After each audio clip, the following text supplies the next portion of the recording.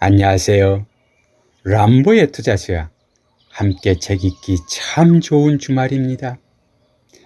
오늘은 가치투자 거장인 하워드 막스 투자 마켓 사이클의 법칙이라는 책을 요약 정리하여 알아보겠습니다.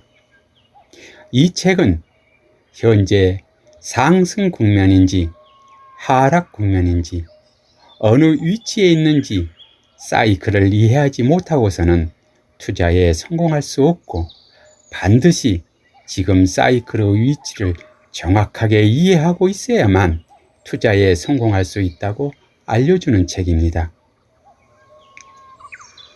투자 마켓 사이클의 법칙, 하워드 막스. 일반 투자자는 반복되는 패턴과 그 이면의 이유에 주목하기보다 주로 분리된 사건의 측면에서 투자 환경을 본다. 상승 국면의 초입인가 막바지인가, 투자자들의 행동이 욕심이나 두려움에 의한 것인가.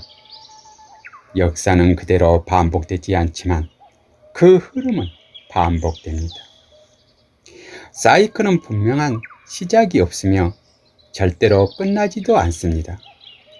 단순하게 본다면 사이클의 시작에 대해 쉽게 말할 수 있다고 생각할지 모르지만, 조금만 깊게 생각한다면 극도로 어렵다는 사실을 알 수 있습니다. 상승 뒤에는 단순한 조정이 따라오고, 강세 시장에는 약세 시장이 옵니다. 금융의 기업의 극단적인 단기성 때문에 시장 참여자들은 이런 패턴의 반복성을 이해하지 못하고 그 결과 패턴의 필요성을 깨닫지 못하는 것입니다. 경험은 내가 원하는 것을 얻지 못할 때 얻는 것입니다. 이번에는 다르다고 믿는 열성적인 투자자는 거품 뒤에 폭락한다는 사실을 모르거나 빨리 부자가 되려는 열망 때문에 위험을 보지 못하는 많은 이들이 그 다음 매수자가 됩니다. 중요한 사이클은 보통 10년에 한 번 볼 수 있기 때문에 오로지 경험 축적에만 의존해서 발전하는 사람은 인내심이 많아야 할 것입니다. 성공이나 실패가 훌륭한 기술이나 엄청난 무능 때문에 발생하는 것이 아니라 확률적 사항에서 발생한다는 사실을 깨닫는 것이 첫걸음인 것입니다. 모든 사람이 같은 데이터를 보고 같은 자료를 읽고 서로가 무슨 말을 할지 추측하면서 시간을 보냅니다. 그들은 늘 전망을 적당히 맞출 것입니다. 그러나 거의 쓸모가 없을 것입니다. 투자자는 아래 항목을 항상 고민해야 합니다. 1. 탐욕과 공포 사이. 2. 낙관론과 비관론 사이. 3. 위험 수용과 위험 회피 사이. 4. 신뢰와 해이 사이. 5. 미래 가치에 대한 믿음과 현재의 명확한 가치에 대한 주장 사이. 6. 매수하려는 조급함과 매도하려는 패닉 사이. 가장 큰 수익은 공포와 탐욕으로 이루어진 사이클의 극단에서 생깁니다. 탐욕만 있고 두려움, 공포가 없다면 모두가 사고 싶어 하지 팔고 싶어 하는 사람은 없을 것입니다.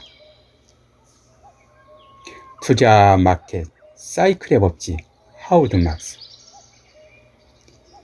중앙은행의 두 가지 책임은 인플레이션을 통제할 책임으로 경제 상황을 억눌러야 하고, 또 하나는 고용을 지원하여 경제 성장을 촉진할 책임이 있습니다. 중앙은행의 이중적인 책임은 서로 상반된 것이라서 미묘한 균형 잡기가 요구됩니다. 투자자들이 사이클을 이해하고 예측하기 어렵다면 중앙은행도 이것을 다루는 일이 쉽지 않을 것입니다. 정부는 인플레이션을 통제하는 것은 아니지만 적절할 때 경제를 부양해야 할 책임이 있습니다. 투자 심리가 긍정적인 사건과 부정적인 사건 모두에 똑같은 비중을 두는 경우가 거의 없다는 것입니다. 투자자들은 때로는 위험을 지나치게 회피하고 또는 과도하게 위험을 수용합니다. 긍정적인 사건이 낙관주의를 높입니다. 낙관주의가 높아지면 사람들의 위험 수용도가 높아집니다. 위험 수용도가 높아지면 낮은 리스크 프리미엄을 요구합니다. 요구되는 리스크 프리미엄이 감소한다는 것은 위험 자산에 대한 요구 수익률도 낮아진다는 것입니다. 위험 자산에 대한 요구 수익률이 감소하면 자산 가격은 상승합니다. 가격이 높아진 자산은 훨씬 더 위험해집니다. 리스크가 없다는 믿음이 리스크가 가장 큰 원인이라는 점입니다. 투자자가 위험을 편안하게 느끼는 현상이 시장 하락의 가장 큰 징조입니다. 투자자들이 과도함이라는 잘못을 저지르고 난 후에야 하락세에 많은 돈을 잃고 나면 욕심이 지나쳤고 너무 쉽게 믿었다고 스스로 책망합니다. 최악의 대출은 최고 시기에 이루어집니다. 대출은 곧 자본의 파괴로 이어지고 자본 비용이 자본 수익을 초과하는 프로젝트에 자본을 투자하면 결국 자본 회수가 안 되는 것입니다. 투자할 때 잘 알 수 없는 향후 경쟁 사항에 대해 걱정하기보다는 자본의 공급 및 수요에 대해 고민해야 합니다. 모두가 돈을 쏟아붓는 분야에 동참하는 것은 재앙을 만드는 것입니다. 아무도 의심하지 않을 때 저위험 고수익을 약속하는 매력적이고 새로우며 검증되지 않는 모기지 담보증권이 개발되었습니다. 이 리스크를 아주 잘게 나눠서 넓게 펼치고 그것을 수용하기에 가장 적합한 사람들에게 매각하는 월스트리트의 새로운 혁신을 만들었습니다. 이것이 2007년, 2008년의 세계 금융위기의 원인이 되었습니다. 투자 마켓 사이클의 법칙 하워드 막스. 세계 금융위기를 만든 모든 사항은 금융 시스템과 신용 사이클에서 만들어진 것들이었습니다.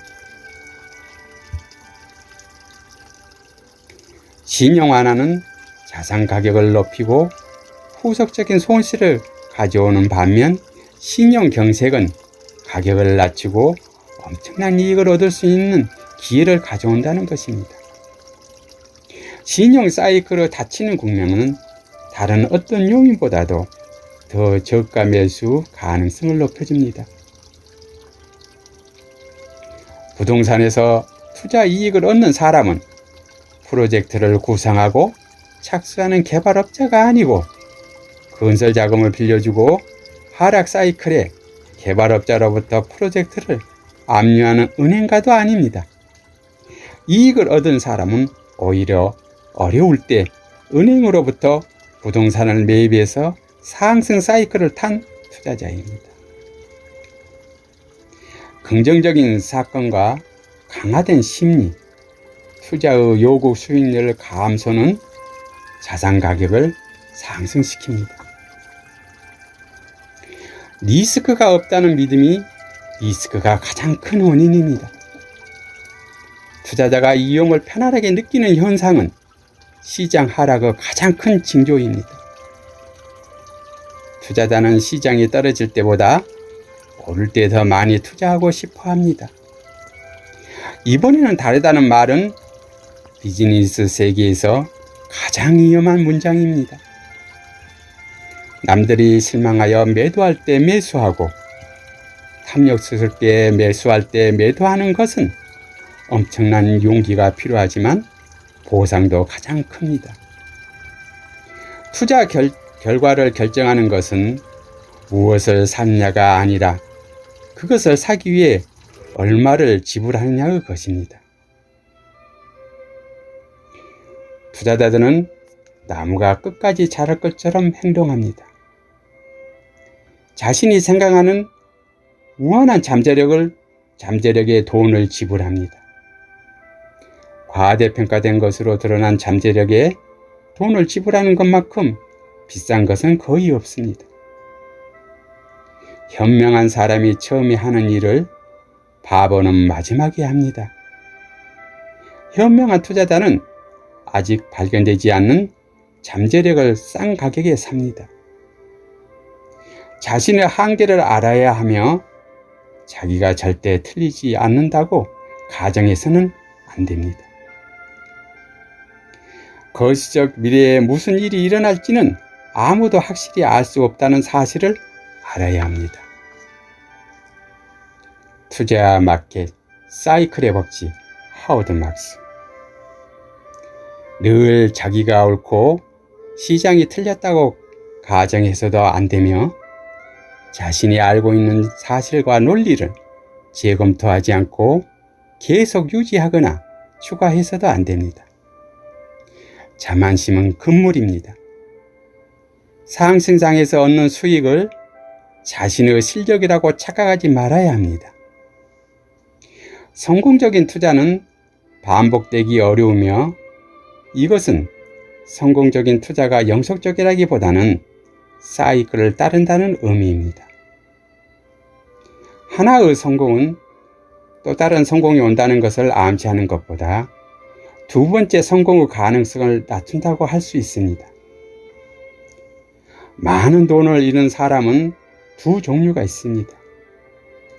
아무것도 모르는 사람과 모르는 것을 아는 사람입니다. 성공은 실패의 씨앗을 가져오고 실패는 성공의 씨앗을 가져옵니다. 좋은 시기 뒤에는 머지않아 나쁜 시기가 따라옵니다.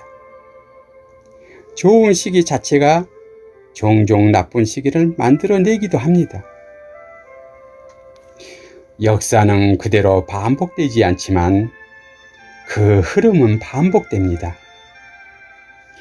이상 하워드 막스 투자의 마켓 사이클의 법칙이라는 책을 알려드렸습니다. 다음에 또 뵙겠습니다. 안녕히 계세요.